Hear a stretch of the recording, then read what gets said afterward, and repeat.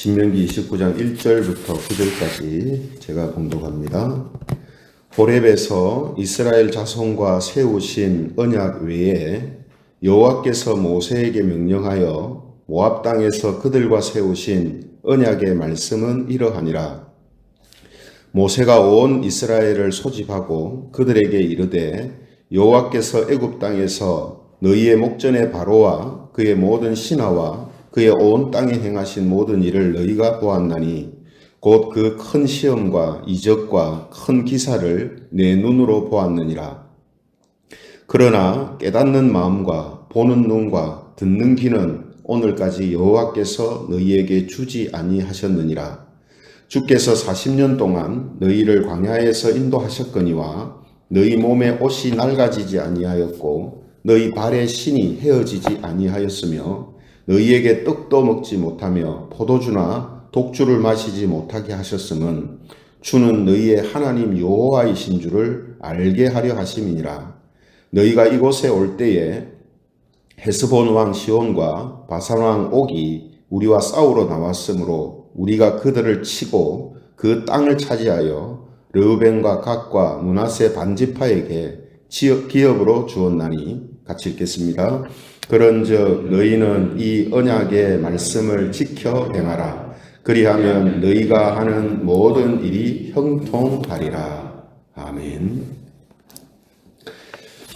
오늘은 성경의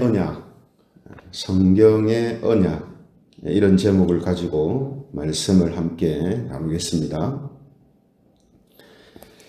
오늘은 조금 어려울 수 있습니다만 성경에 나오는 언약에 대해서 함께 살펴보는 시간을 가지려고 합니다.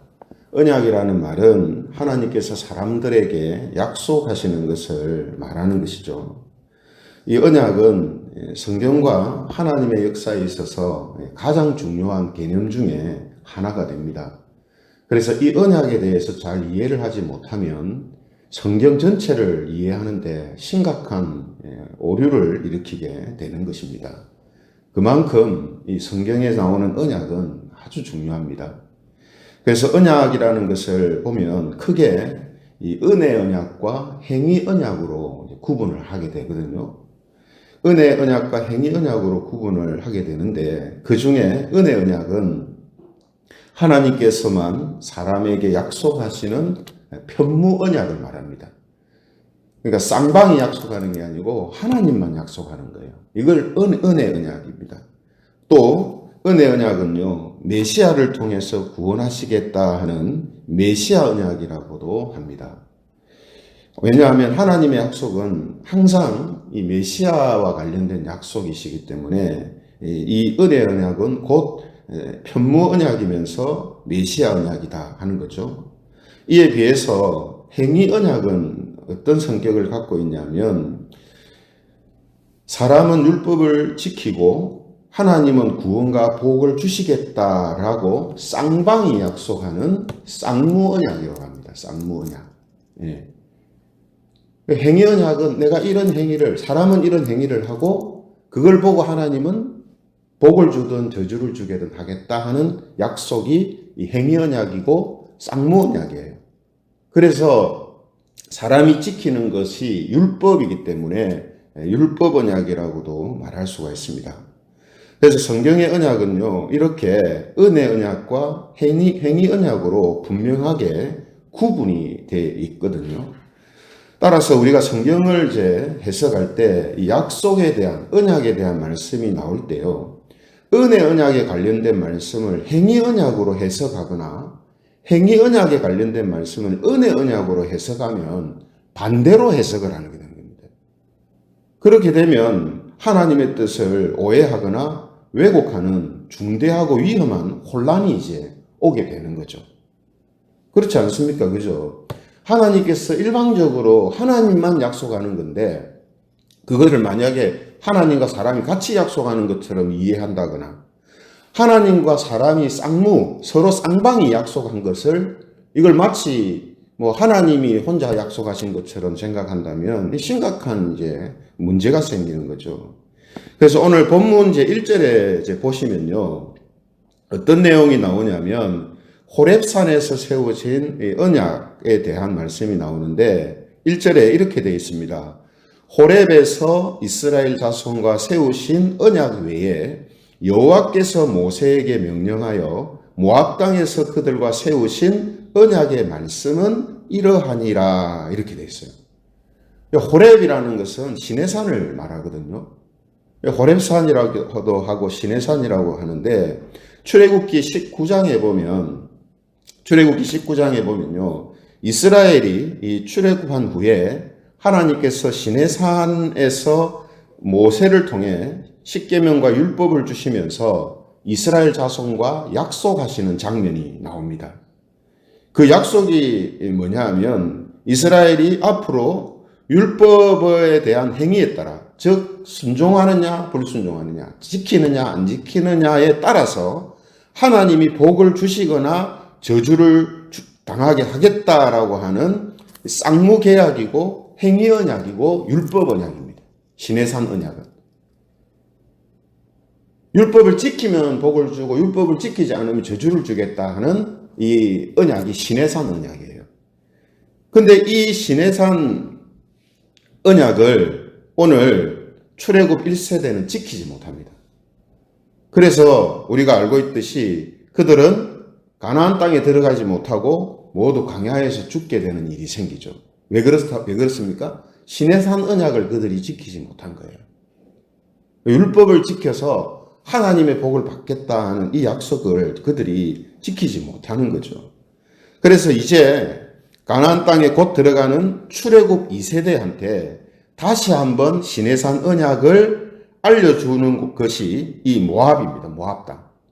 모압 땅에서 그래서 1절에 보시면 모압 땅에서 그들과 세우신 언약의 말씀은 이러하니라 되어 있잖아요. 이러하니라 하는 이 내용이 뭐냐면 28장에서 이야기했던 내용입니다. 신명기 28장에서 무슨 이야기를 했습니까? 모세가 하나님의 말씀 율법을 지켜 행하면 복을 받게 될 것이고 율법을 지키지 않으면 저주를 받게 될 것이다 하는 말을 했잖아요. 이 이야기가 무슨 이야기냐? 시내산에서 하나님이 출애굽 1세대하고 약속했던 언약입니다. 시내산 언약이에요.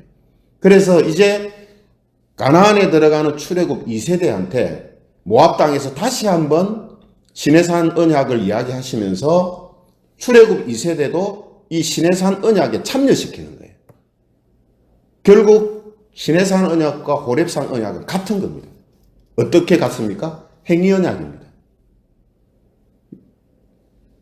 또 쌍방 언약이에요. 그래서 지키지 못하면 쌍방 언약이기 때문에 율법을 지키지 못하고 행하지 않으면 저주를 받는 것은 당연한 겁니다. 이게 약속이기 때문에. 그리고 나서 오늘 이제 출애굽 2세대가 모세를 통해서 이 시내산 언약에 참여케 하는 그 내용을 담고 있는 것이 29장의 이제 내용이 되는 것입니다. 그래서 9절에 이제 보시면요. 이렇게 말씀하고 있죠. 9절에 보면 그런즉 너희는 이 언약의 말씀을 지켜 행하라. 그리하면 너희가 하는 모든 일이 형통하리라. 이게 행위 언약입니다. 사람의 행위에 따라서 하나님이 행동하시겠다. 예.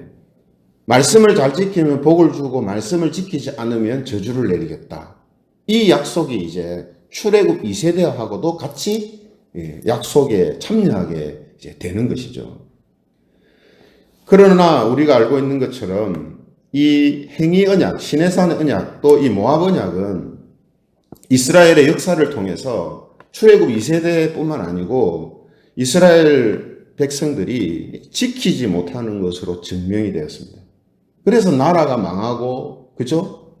예, 그들이 하나님이 말씀하신 저주를 당하는 일이 그대로 이제 생기잖아요. 그죠? 그러므로 신명기 28장과 29장에 나오는 이 율법의 그 조항들을 지켜야 저주를 받지 않고 복을 받는다라고 만약에 이해하고 설명한다면 이게 지금 언약을 잘못 이해하고 있는 겁니다.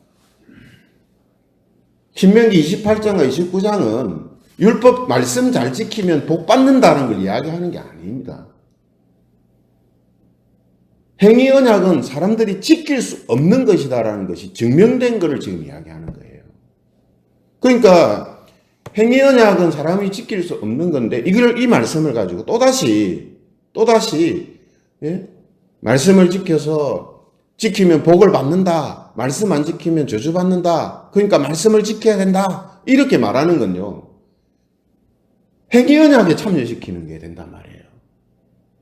지금도 마찬가지입니다. 제가 만약 여러분들한테 지금 신명기 28장, 29장을 설교하면서 여러분 보십시오.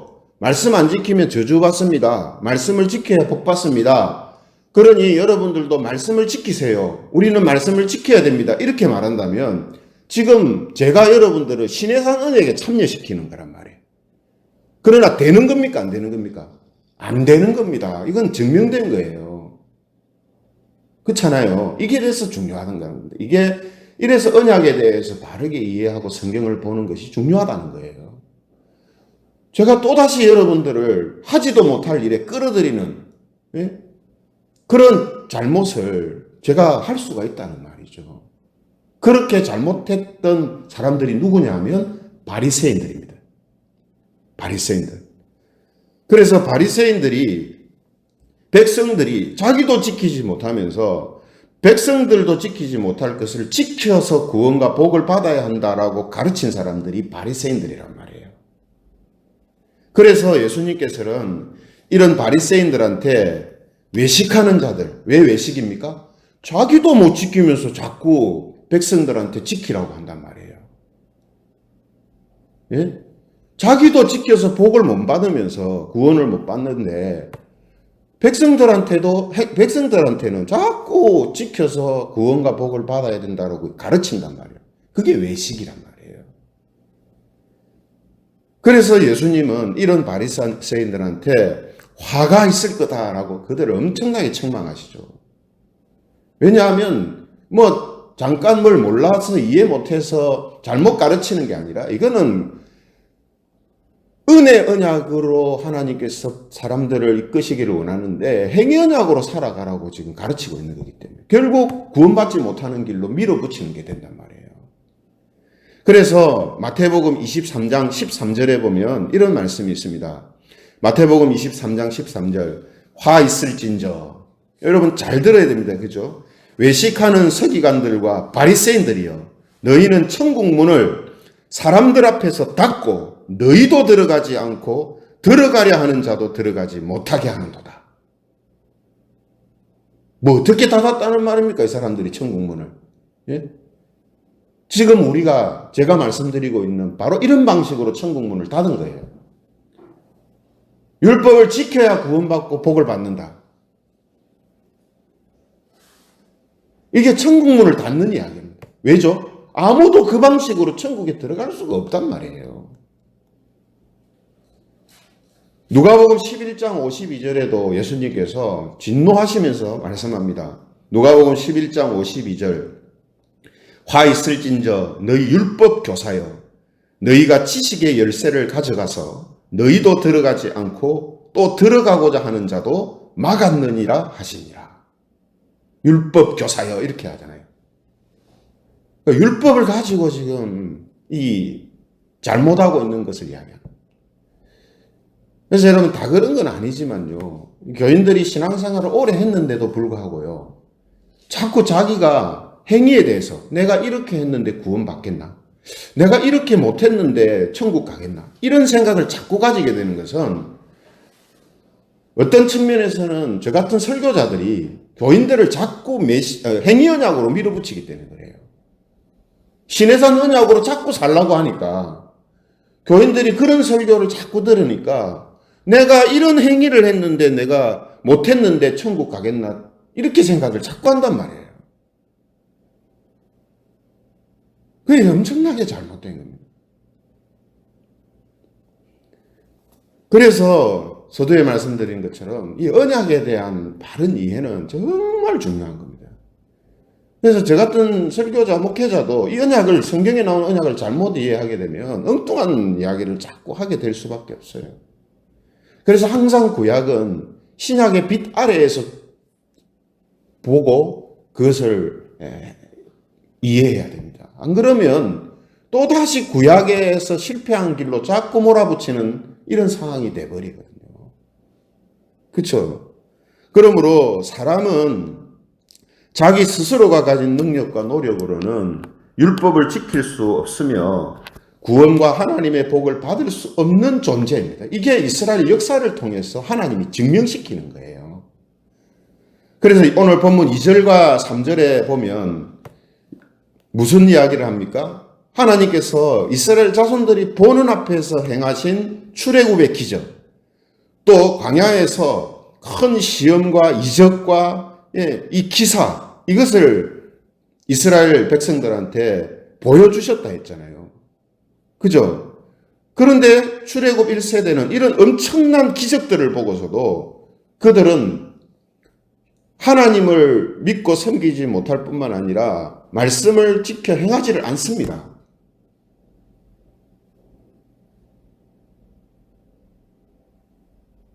이런 결과가 그들에게 나오는 거죠. 이건 무엇 때문입니까? 하나님께서 이 과정을 통해서 인간의 전적인 무지함과 무능함을 깨닫게 하시는 거예요. 이런 의미에서 4절, 오늘 본문 4절이 참 중요한 말씀인데 4절에 보시면요. 그러나 깨닫는 마음과 보는 눈과 듣는 귀는 오늘까지 여호와께서 너희에게 주지 아니하셨느니라. 즉 사람이 전지전능하신 하나님과 인간의 전적인 무지와 무능을 깨닫기 위해서는 하나님의 능력과 은혜밖에 없다, 이렇게 말씀하시는 거예요. 이 4절의 말씀을 언약의 측면에서 보지 않으면요, 이 말씀이 무슨 뜻인지 잘 이해가 안 되는 구절이에요. 그러나 언약의 개념으로 이스라엘 백성들의 이 출애굽 사건부터 쭉 보면요, 이 말씀이 이런 뜻이구나 하는 게 이해가 되는 겁니다. 예. 그리고 5절과 8절에도 마찬가지입니다. 5절에서 8절까지 설명처럼 그동안 광야 40년 동안 의식주를 해결해 주신 하나님의 기적을 보았고, 이방 나라의 왕인 시온과 옥과의 전쟁에서 이기게 하셔서 그 땅을 차지하게 하시는 하나님의 능력을 보았던 이 출애굽 2세대. 출애굽 1세대는 홍해의 기적과 광야의 기적을 봤다면 출애굽 2세대는 광야의 기적, 그리고 하나님의 놀라운 능력들을 광야에서 체험했단 말이에요. 봤단 말이에요. 그래서 출애굽 2세대에게 다시 기회를 주는 겁니다. 다시. 그런데 이건요, 기회이기도 하지만 사람은 지킬 수 없는 약속이기 때문에 또다시 하나님의 전지전능하심과 인간의 전적인 무지와 무능을 증명해 보이시려는 목적이 더 큰 겁니다. 그러니까 출애굽 1세대를 통해서 증명이 됐잖아요. 뭐가요? 사람은 자신이 가진 능력을 가지고는 하나님의 이러한 말씀을 지켜 행함으로 구원을 받을 수가 있는 존재가 아니다 하는 게 증명됐단 말이에요. 근데 그 증명된 것을 또다시 출애굽 2세대, 혹시 이렇게 생각을 하셨단 말이에요. 아이고, 저 사람들은, 사람들이 무지하고 뭐가 부족하니까 그렇지. 나는 안 그래. 나는 안 그래. 출애굽 1세대는 그렇지만 안 그래. 여러분, 출애굽 2세대가 충분히 그렇게 생각할 수 있습니다. 우리 부모님 세대, 아이고, 그 부모님 세대 노예로 살던 분들인데 뭐 알겠노? 그러니 약속도 못 지키고 율법도 못 지켜서 저렇게 하나님의 저주를 당하지. 우리 신세대는 달라. 신세대는 달라.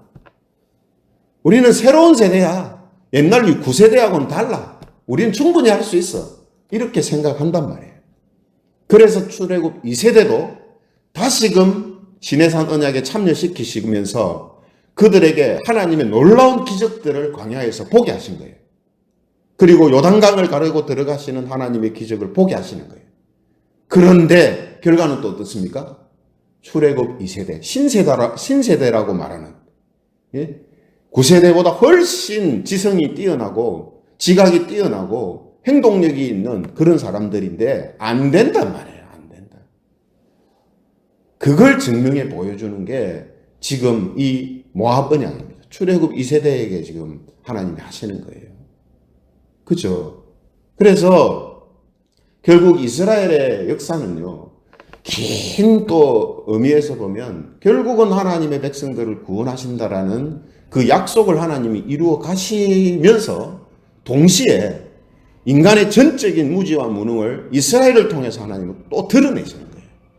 예, 그래서 이 참 이스라엘이라는 민족을 이해하는 게 쉽지 않은 게 하나님의 계시가 다양한 방식으로 이제 나타나거든요.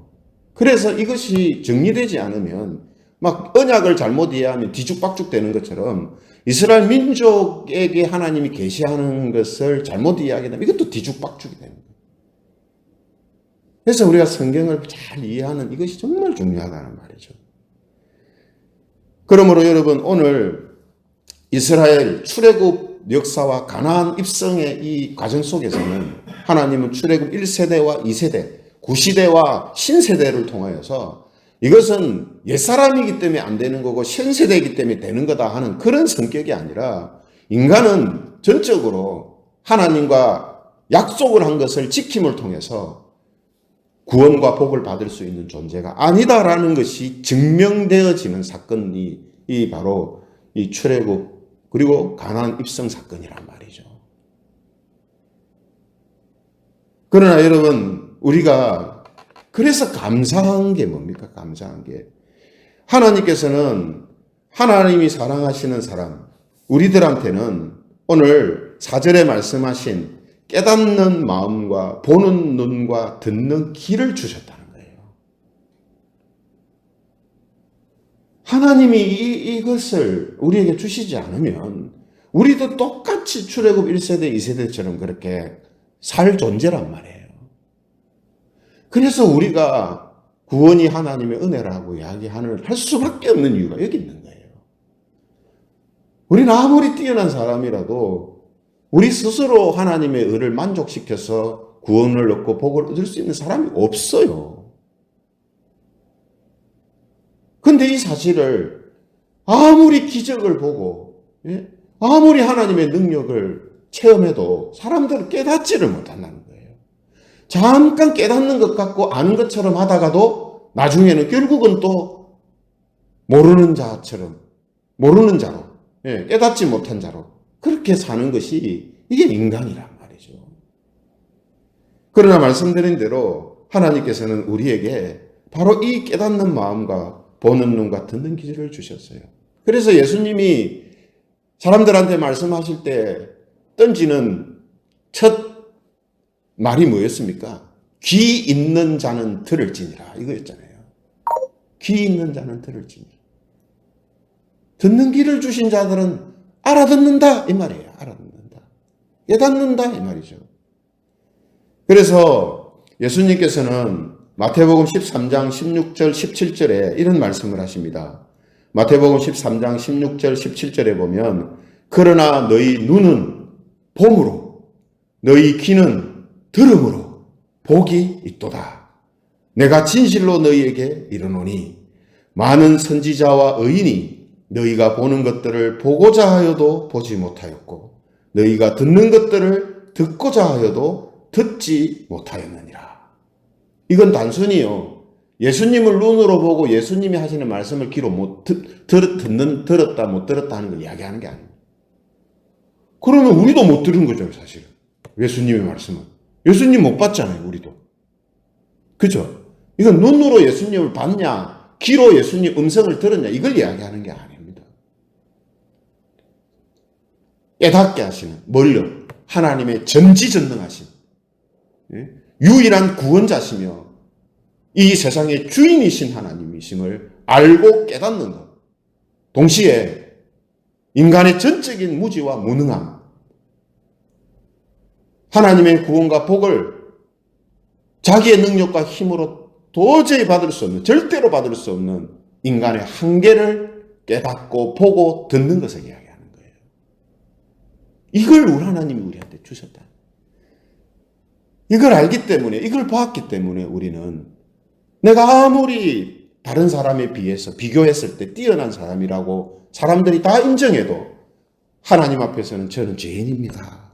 저는 무능한 자입니다. 제가 한 게 없습니다. 하나님이 하신 겁니다. 너무나 당연하게 이런 이야기가 나올 수밖에 없는 거예요.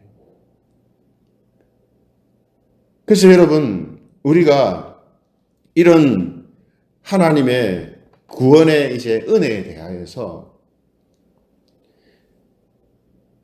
충분히 우리가 일반적인 개념으로 이해를 하지 못한다 할지라도 우리가 보고 듣고 경험한 것들, 그죠? 여러분 각자가 하나님을 믿으면서 살아오는 동안 보고 경험하고 겪은, 들은 그 모든 것들이 내 머리는 이해가 못하는 하나님이라 할지라도 하나님이 믿어지는 일이 우리에게 일어나는 거예요. 희한한 일이잖아요. 그래서 여러분 이런 것들을요, 학문적으로, 이성적으로 뭐 계산식 같이 뭐 이렇게 하면 이렇게 나오는 건데 이거는 이해가 안 되니까 이게 없다. 삼위일체 이게 말이 되나? 이런 존재가 어디 있나? 삼위일체 이거는 그냥 이야기다. 뭐 이렇게 사람들은 말하지만 우리는 삼위일체 하나님을 믿는단 말이에요. 왜냐? 세상의 논리로 설명이 돼서 믿는 게 아니고 하나님께서 우리에게 보여주시고 들려주시고 경험케 하신 그 하나님을 볼 때에 세상의 논리로는 설명이 안 되지만 이것이 삼위일체 하나님이 분명히 계시는구나. 그죠? 하나님께서 선택하신 자들을 구원하신다는 이 선택의 교리도 마찬가지입니다. 선택의 교리. 그럼 누구는 구원하고 누구는 구원 안 하냐? 이 세상의 논리로 보면 이게 좀 불평등한 거 아니고 불공평한 거 아니냐? 이러는데 우리는 그것이 논리로 설명이 안 돼도 하나님이 보여주시는 것을 보고 귀로 듣고 내가 실제로 경험함을 통해서 설령 그것이 내가 논리적으로 이해가 안 되더라도 하나님은 나는 전적으로 무능한 자요. 하나님의 사랑과 은혜로 나를 택하심으로 내가 하나님의 자녀가 되고 구원받는 자가 되었다. 이거를 안 믿을 수가 없는 거예요. 이런 의미에서 우리의 믿음도 기적인 겁니다. 기적. 그렇죠? 하나님께서 바로 이런 은혜를, 이런 사랑을 우리에게 베풀어 주실 거예요. 그래서 이런 부분들을 우리가 정확하게 알고 우리가 깨달을 때에 정말 하나님의 이 하나님 되심, 하나님의 하나님 되심이라는 것은 인간의 어떤 언어나 인간의 학문으로 설명할 수 없는 부분에 직면했을 때 느끼는 거거든요. 그게 바로 구원입니다. 구원. 그게 바로 예수 그리스도예요. 그래서 이게 사람들이 이해가 안 되니까 자꾸 사람들의 논리로 설명하려고 사람들을 이해시키려고 막 바꾸니까 결국은 진짜 하나님을 만나지 못하는 일이 생기는 거죠. 구원의 놀라운 이 은혜를 충분히 깨닫지를 못하는 일이 이제 생기게 되는 거죠. 그래서 오늘 바로 이런 상황 속에 있는 사람들 속에서 하나님은 우리에게 사랑을 베풀어 주시고 무엇 때문에 나를 사랑하시는지 우리는 잘 모릅니다. 왜 수많은 사람들 중에 나를 그토록 사랑하셔서 나를 하나님의 자녀로 삼아주시고 깨닫는 마음과 보는 귀와 듣는 귀를 주셨는가? 잘 이해가 안 돼요. 하지만 이런 불가능한 일이 내한테 일어나는 것을 통해서 하나님이 정말로 나를 사랑하고 계시는구나 하는 것을 너무나 분명하게 깨닫는 거죠. 그렇죠? 그래서 저와 여러분들이 이런 하나님의 사랑과 은혜 속에서 예수님이 누구신지를 알고 하나님이 온 우주의 주인이시며 전지전능하신 하나님이라는 사실을 알고 믿는 것이 가장 큰 복이며 우리 자신의 무지와 무능을 깨닫고 매일매일 인정하는 것이 가장 큰 복이라는 이 사실을 우리가 다시 한번 기억하면서 오늘도 바로 이 두 가지를 마음속에 가지고 하나님의 언약 백성으로 살아가는 그런 저와 여러분들이 되시기를 주님의 이름으로 축원드립니다. 말씀 생각하시면서 같이 기도드리겠습니다. 하나님, 우리가 하나님의 은혜로 하나님이 어떤 분이시며 또 우리 사람이 어떤 존재인지를 바르게 보게 하셔서 하나님의 이 언약에 참여하는, 행위 언약에 참여하는 자가 아니라 은혜 언약에 참여하는 자가 되어져서 하나님의 은혜로 구원받는 역사, 복을 받아 사는 역사가 있게 해달라고 우리 함께 기도드리겠습니다.